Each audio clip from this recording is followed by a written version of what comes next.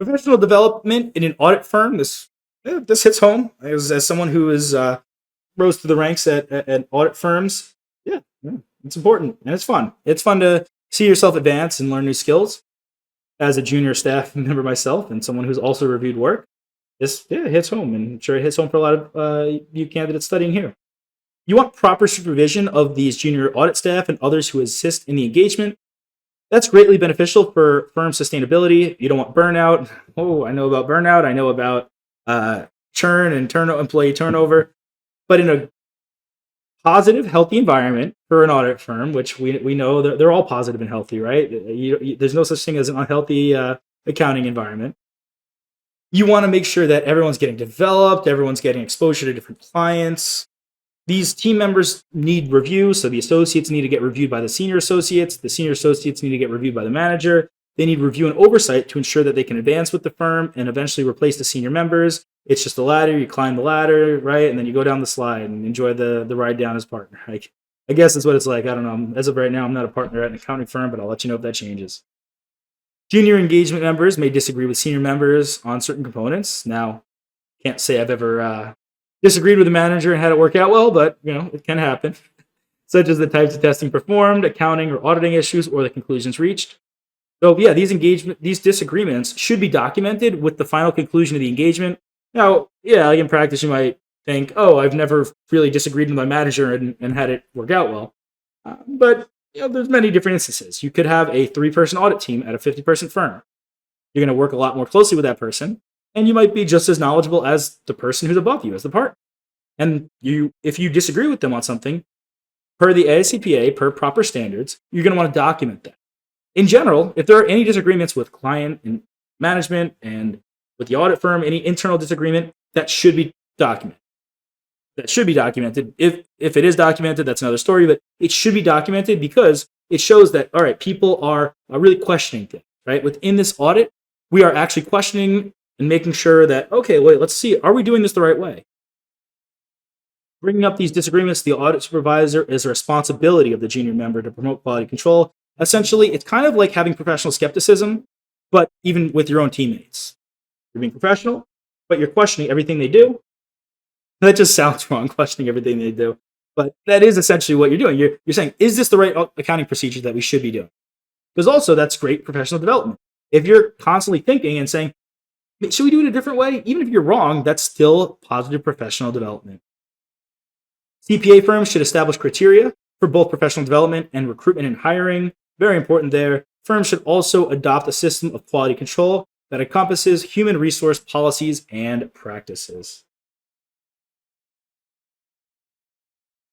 A little bit more about professional development. But when assigning personnel to an engagement, the CPA firm should consider these factors in order to balance skills. So it's important.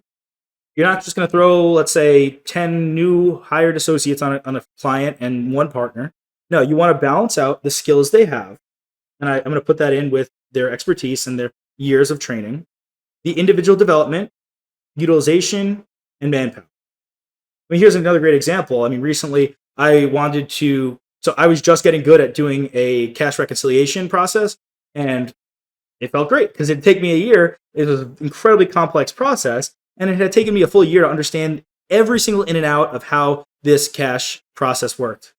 And then just as I was mastering it and getting it from, let's say, 15 hours a month down to 2 hours, it got ripped away from me, and I had to train someone else on how to do it. But that's the beauty of it, right? That's how accounting firms should work. As much as it's annoying because you just get good at something, you want to keep doing it. Because you've mastered it, now give someone else a chance to master it. That's what a lot of this is referring to. And stuff like that is actually in the authoritative literature. That's how it should be structured. In order to balance these things, individual development, utilization, you want to make sure everyone's getting billable hours. And if anyone's worked at the accounting firms, you quite know about that. Submitting your timesheet. Oh yeah, am I guilty of that? And manpower. So making sure that we're not understaffed. That's the age-old, another age-old thing. Gosh, it's just, I wish I could meet you all and just have all these conversations about the horror stories at accounting firms, companies we've had, but we chose the profession and we're doing our best with it, aren't we? We want to consider the timing of the work to be performed. Do we have enough people staffed to make sure that we get it done, or are we not giving ourselves enough time?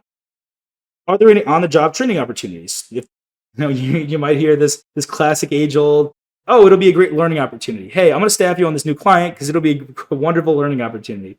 Say, oh, always avoid those. But no, in reality, most of the things I've learned is when someone throws me onto a client that's more problematic than I could have thought. And you do learn a lot from that. Personnel availability, super important, right? If everyone's staffed at 100% already, well, just make them work 140%. That is how accounting firms work. The audit size, maybe you need to bring on additional support. The complexity, also important there. What expertise is required, and personnel rotation and continuity. Again, because let's say the entire audit team quits, well, then that's a big problem. If everyone working on one client quits, then if you try to bring in new people, they haven't had the experience with that client. I've seen that happen before, where an entire client team worth of people will leave, and it leaves the accounting firm scratching their heads. What are we going to do?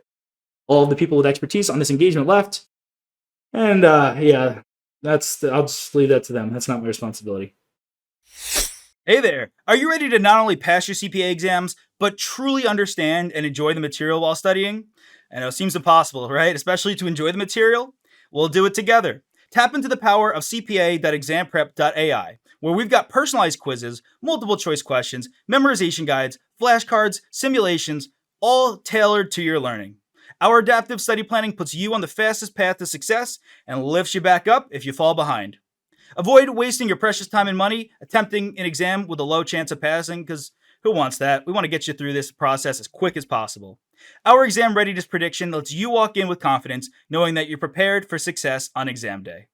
Thankfully, there's no payment method needed to get started, so why don't you come join us? Visit cpa.examprep.ai and let's achieve your exam success together.